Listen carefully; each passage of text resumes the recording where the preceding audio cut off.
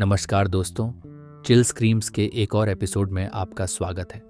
ये वो जगह है जहां डर आपके दिल की धड़कनें तेज कर देता है और रातें भयानक सपनों से भर जाती हैं।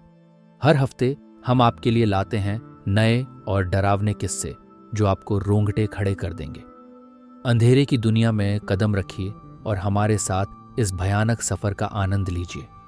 तो चलिए, लाइट बंद कर दीजिए और अपने कानों में ईयरफोन लगा लीजिए। तैयार हो जाइए डरने के लिए।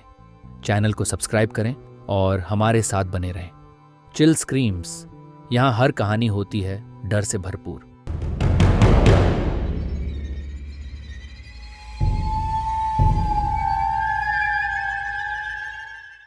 हमारे देश में बहुत प्राचीन किले एवं हवेलियां हैं। हर शहर में मौजूद हैं। हर किला व हवेली अपनी एक अलग कहानी बयान करता है। कई किले एवं हवेलियां हमारे हिंदू राजाओं के हैं और कई मुस्लिम राजाओं के हैं। कुछ बड़े बड़े किलों एवं हवेलियों को सरकार ने अपनी हिफाजत में ले रखा है। सरकार उसकी देखरेख करती है और समय समय पर उसकी मरम्मत कराती रहती है। ऐसा ही एक हवेली जयपुर के छोटे से शहर अलवर में स्थित है। इस हवेली को भानगढ़ के किले के रूप में जाना जाता है क्योंकि इसका डिजाइन एक किले के आकार का है। यह किला कई वर्षों से लोगों के कौतूहल का विषय बना हुआ है। इस किले से जुड़ी बहुत सारी कहानियां हैं। इस किले को भूतों का गढ़ भी कहा जाता है। ऐसा माना जाता है कि इस किले पर एक श्राप है जिसकी वजह से यहाँ पर भूतों का निवास है। इसलिए पुरातत्व विभाग ने यह हिदायत जारी करी कि सूर्यास्त के बाद कोई भी पर्यटक इस किले में नहीं घूम सकता। बहुत से लोगों ने इसके राज को खोलने की कोशिश करी, परंतु सभी नाकाम रहे। सत्येंद्र को बचपन से ही आर्कियोलॉजिकल साइट्स देखने में बहुत मजा आता था, इसलिए उसने आर्कियोलॉजिकल स्टडीज का कोर्स किया। उसने भी भानगढ़ के किले के बारे में बहुत सुना था। इत्तेफाक से उसकी नौकरी अलवर के पुरातत्व विभाग में लग गई। वहां भी उसने अपने सह कर्मचारियों से उस किले के भूत के बारे में बहुत कुछ सुना।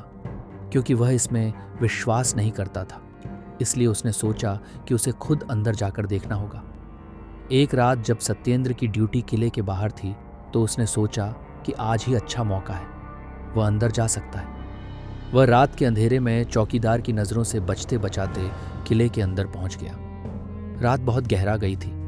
उसने टॉर्च जलाई और किले के अंदर चल पड़ा। रात के समय किला बहुत ही भयानक लग रहा था। वह धीरे धीरे किले के अंदर घुस गया। अब वह किले के उस हिस्से में खड़ा था जहां पर सबसे सुंदर नक्काशी का काम हो रखा था। उसने किले की दीवारों पर टॉर्च मारी।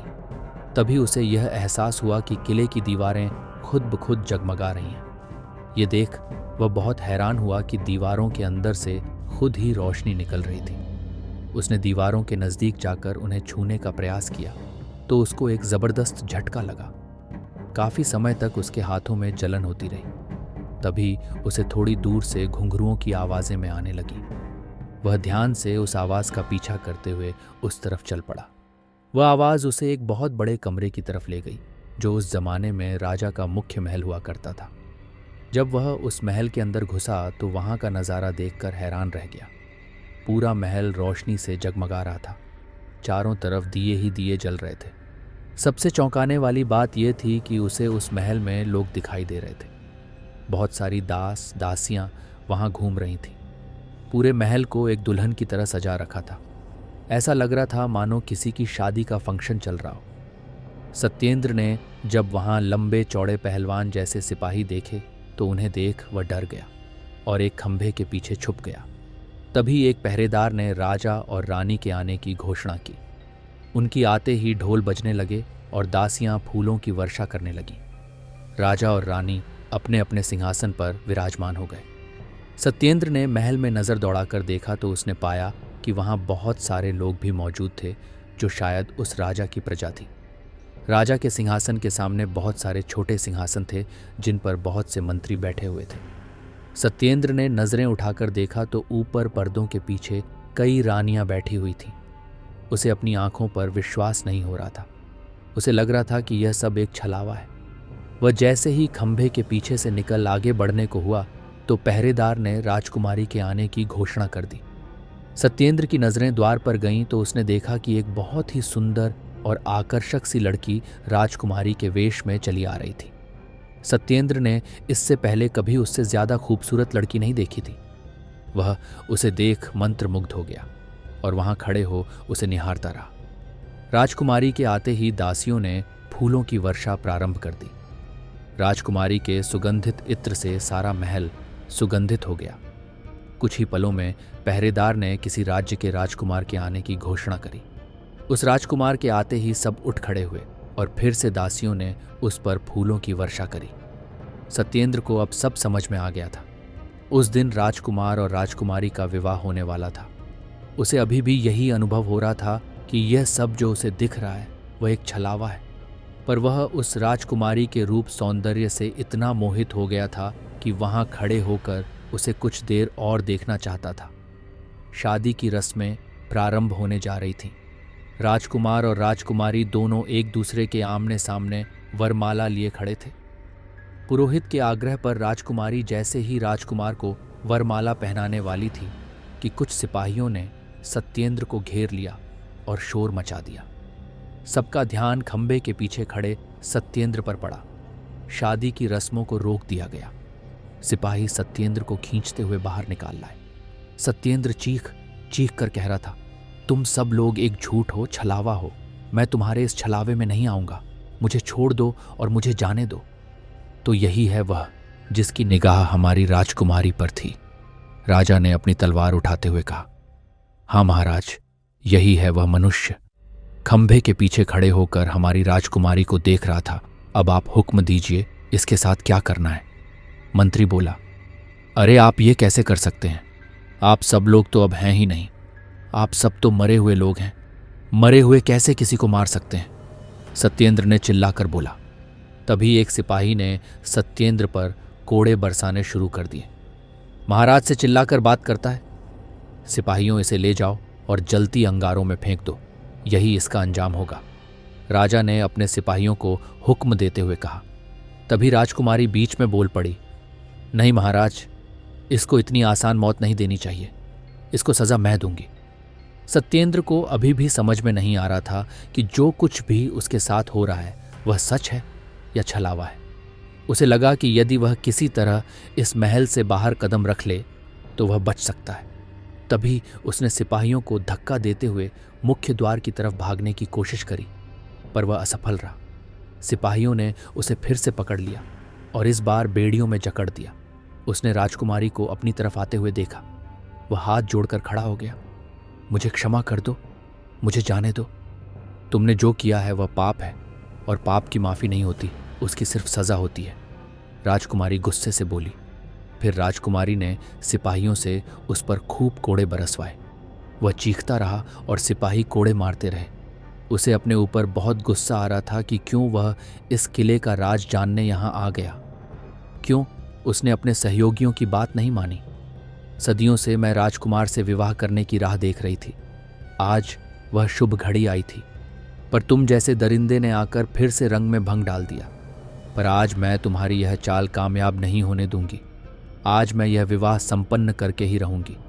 आज मुझे कोई नहीं रोक सकता। सिपाहियों, गर्म लोहे की सलाखें लेकर आओ। इसकी नज़र जब से मुझ पर पड़ी है तब से हमारे महल का अनर्थ ही हुआ है। आज मैं इसकी इन नापाक नज़रों को ही खत्म कर दूंगी, राजकुमारी ने रौद्र रूप धारण करते हुए कहा। सिपाही गर्म लोहे की सलाखें ले आए। सत्येंद्र को सलाखों से बांध दिया गया। राजकुमारी के आदेश पर सिपाही गर्म लोहे की सलाखें लेकर उसकी तरफ बढ़े। वह झटपटाने लगा, पर क्योंकि उसको बांध रखा था इसलिए वह कुछ नहीं कर पा रहा था। सिपाहियों को अपनी तरफ बढ़ते देख सत्येंद्र के हाथ पैर फूल गए। वह पसीने से भीग गया। सलाखों को अपने इतने करीब देख उसके मुंह से चीख निकल गई। मुझे माफ़ कर दो, मैं कभी यहाँ दोबारा नहीं आऊँगा, मुझे मत मारो। तभी उसे किसी के चिल्लाने की आवाज़ें आईं। साहब, सुबह हो गई, उठ जाइए। आप यहाँ गेट के पास क्यों सोए हुए हैं? सत्येंद्र की नींद टूटी। उसने देखा कि वह किले के गेट के पास लेटा हुआ है। वह सकपका कर उठा और वहाँ के गार्ड से पूछा कि क्या हुआ था। तब गार्ड ने बताया कि जब वह सुबह ड्यूटी पर आया तो उसने उसे वहाँ गेट के पास सोते हुए पाया।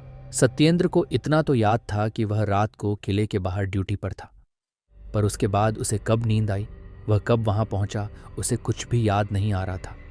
हो सकता है शायद उसने कोई सपना देखा हो, पर उसने जो भी देखा ऐसा लग रहा था कि वह उस समय वहां था और जो कुछ भी उसके साथ हुआ वह सच था। वह वापस अपने क्वार्टर पर आ गया और सारा दिन उस सपने के बारे में सोचता रहा। वह अभी भी यह समझ नहीं पा रहा था कि वाकई में उसने कोई सपना देखा था या सच में वह किले के अंदर गया था और उन मृत लोगों को जीवित शरीर में देखा। पर जो भी था, आज उसने अपने आप से एक वादा किया कि अब वह कभी भी भानगढ़ के उस किले के अंदर जाने के बारे में नहीं सोचेगा। वह राज जो भानगढ़ के किले से जुड़ा हुआ है वह राज ही रहे तो अच्छा है। शायद इसी में सभी की भलाई है।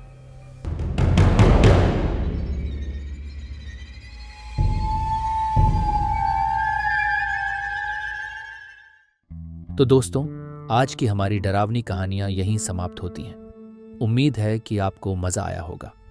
अगर आपको ये कहानियां पसंद आईं तो हमारे चैनल को सब्सक्राइब करें, वीडियो को लाइक करें और अपने दोस्तों के साथ शेयर करें।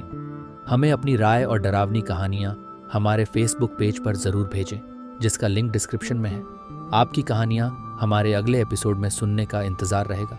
तो फिर मिलेंगे अगली बार एक और भयानक सफ़र के साथ। तब तक के लिए अंधेरे में सुरक्षित रहें और अपने आसपास की हर अजीब चीज़ पर ध्यान दें। धन्यवाद और शुभ रात्रि।